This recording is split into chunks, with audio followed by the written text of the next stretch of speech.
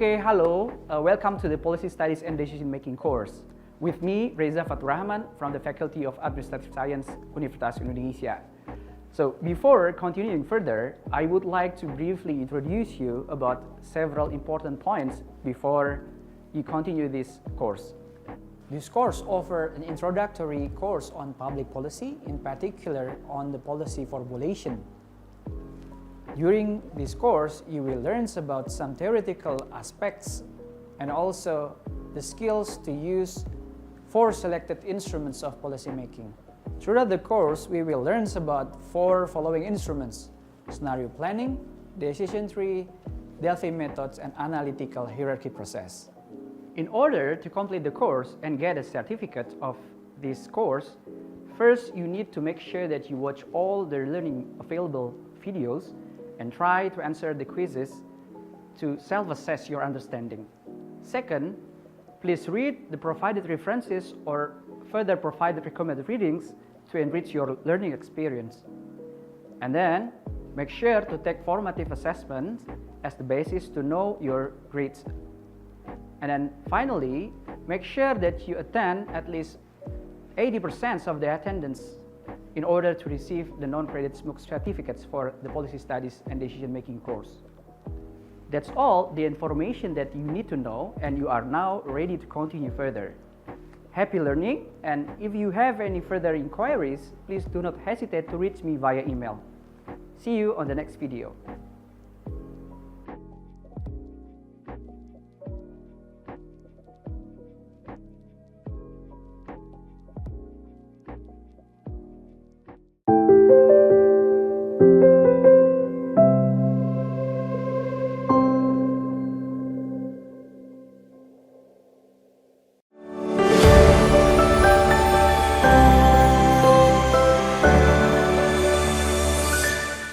Welcome back to the Policy Studies and Decision Making course. Today, we will discuss about the first instrument called scenario planning.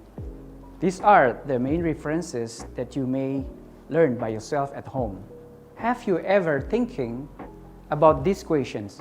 How do we compete successfully in an endlessly changing world? Some of you may think that adaptations and speed are among the most crucial factors to be successful in an endlessly changing world. You may be true, but not 100% true. You can see how an elephant on the top of the ball, how is the strategy to keep survive on that kinds of situations? The only option is only by continuously looking for new balance points, which may need adaptations and speed. This is called strategic flexibility. You may find a true example of strategic flexibility among fighter pilots. They need to have the mentality of the so-called OODA loop: observe, orient, decide, and act to win the dogfights, otherwise they will lose. But flexibility is not enough. Besides, you need to be fast and to be adaptive. You need to ensure that you have a balance between stability and flexibility as well. Betis and Heath call this strategic response capability. This represents strategy of human survivals in order to survive in an endlessly changing world. Lindgren and Van Holt propose a very interesting framework to predict strong performance in rapid and complex environment. They propose 3 dimensions, namely thinking, playing, and gardening dimension. The thinking dimension consisting of activities to anticipate change.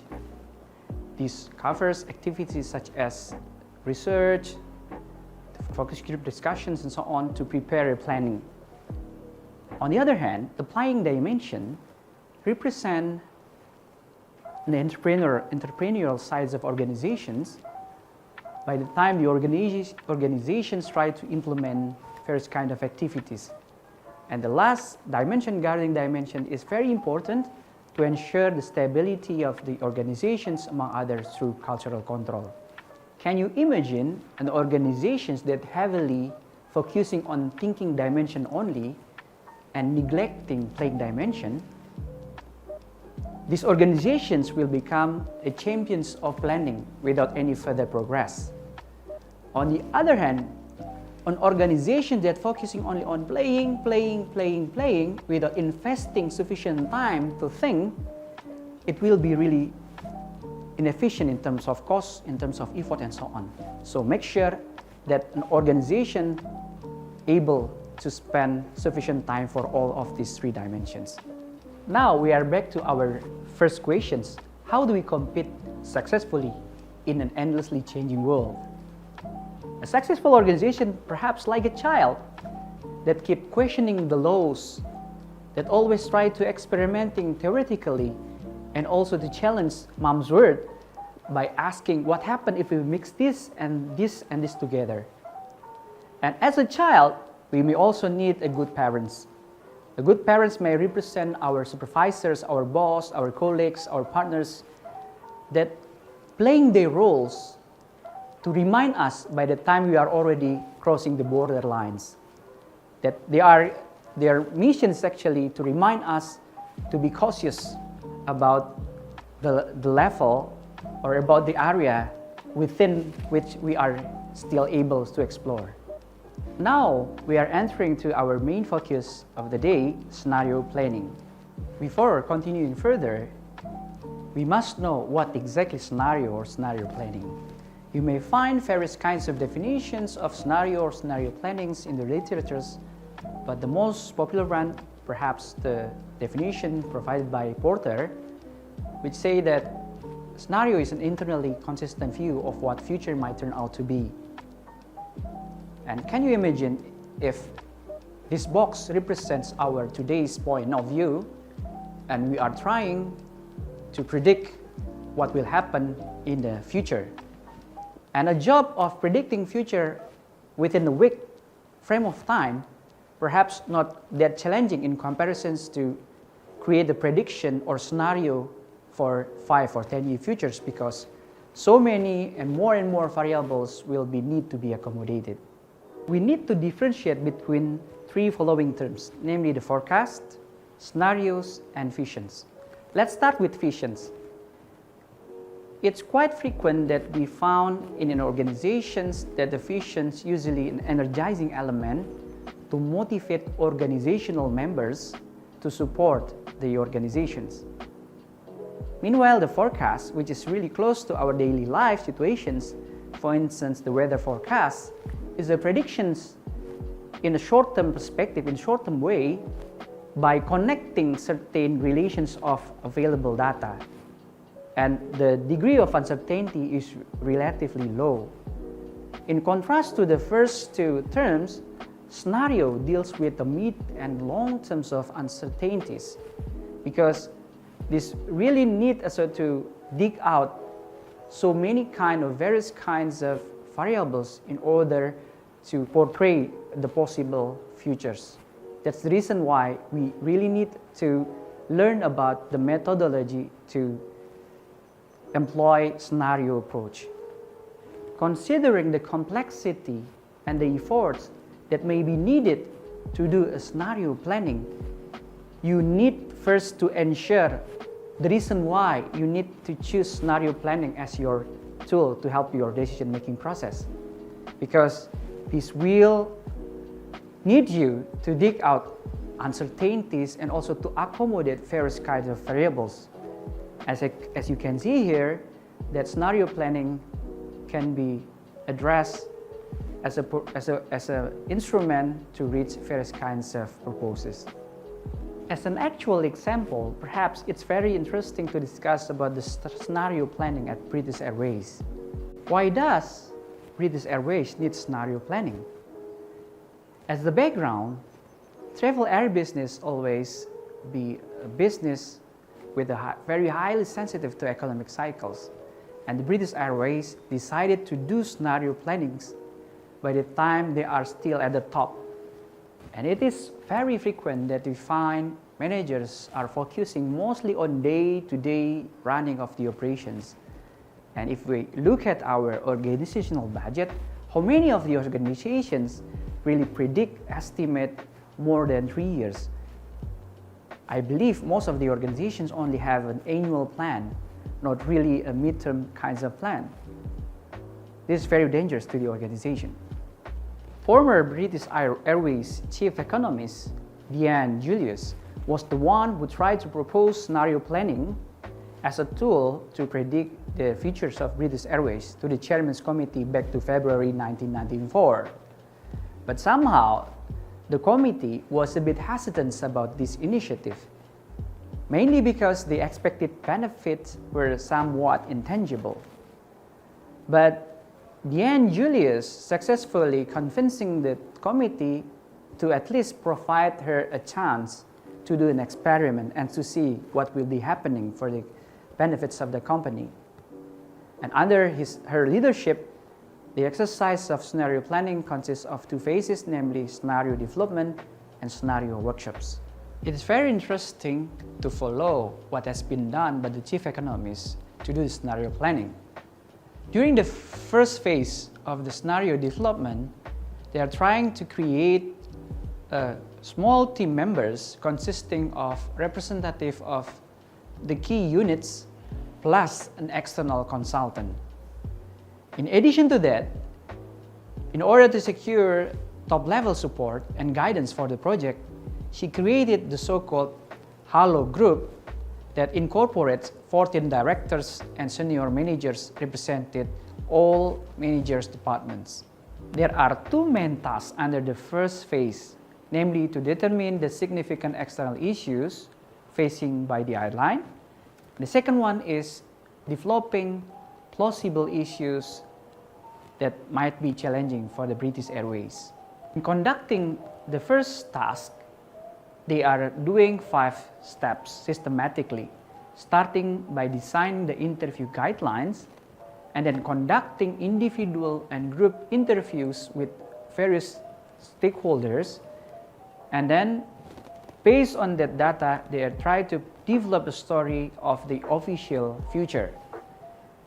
Following creations of the story, they try to allocate a full day of debating the issues to prioritize 11 top issues for further research. Finally, step 5, they present the finding to the Halo Group to seek confirmations and feedback, especially on the official features and the selected research agenda. Continuing further with the second task, based on the achievement of the first task, the 11 issues that were identified then assigned to specific team, 2 teams where each team tried to do a desk-based research to create a brief packs of each issue. Afterwards, they organized 2 days of sharing findings and exploring interconnections between issues. And as a result, they try to develop 2 stories, each covering a 10-year time horizon. And then they try to draft a scenario stories in the forms of PPTs and also to build a model and creating the final draft to the committee for approval. Finally, a revised version of the stories was drafted by external consultant and finalized by the chief economist. And after receiving final approval from the Halo Group, a booklet of the stories was produced. As a result of the first phase activities, they have identified the key driving forces and also 2 scenarios within years time of span. Phase 2 scenario workshops disseminates the results of the first phase, namely the stories and so on, and also to gather feedbacks from departments and key stakeholders. So in order to do that, the heads of planning was assigned to lead a team consisting of 5 facilitators to design and manage the workshops. The workshop itself tried to provide as a forum for participants to hear and discuss about the scenario and also to provide feedback on how is the strategy to bring the stories to anticipate possible future occurrence with the better preparations. The targeted participants are directors and senior managers with responsibilities for the major components of the business plan. Phase 2 consisting of 2 main tasks with 2 objectives. The first objective is to design and to develop technique plus marketing.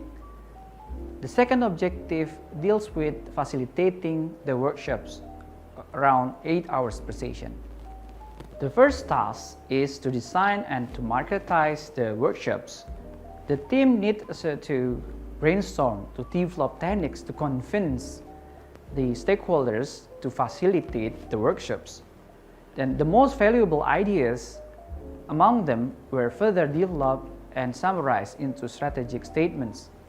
And then they also try to develop and to evaluate one scenario to another scenario, and then try to discuss whether any of the strategies could be modified to improve the robustness and making the strategy work.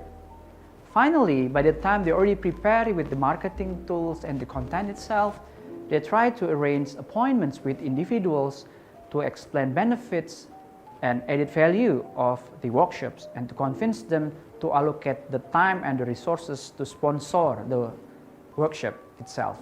The second part of the phase 2 is mainly to attract participants. Selections of participants, it's actually available, it's open to anyone in the airline based on request, but the targeted customers had the priority over others. As you can see here, that there's a teamwork between the facilitators and also the development team in terms of the organizing the workshops. And the client, to be underlined, need to pay for the event. It's not a free workshops. So the departments who organize the workshops need to pay for themselves. And during the workshops, the development team tried to share the details of the stories, and then all notes were typed up and sent out within a week of the workshops. And it's very interesting that the output was confidential to the participants only. And finally, the facilitators tried to summarize common themes and report the summary to the group's managing directors during the Halo group. Based on the British Airways case, what are the most important success criteria in introducing scenario planning? The first one is to gain support from the top level management, really from the beginning of the process. Second, plan it well. Take the time to do the design and research properly and showing some progress along the way. 3, treat the exercise as a learning process and consult as many as possible in the development process so they have the ownership with the final product. Perhaps you may find extra points, extra key factors that may also consider to be the most success criteria in terms of a successful scenario planning. That's all for today's sessions. Thank you very much. See you on the next video.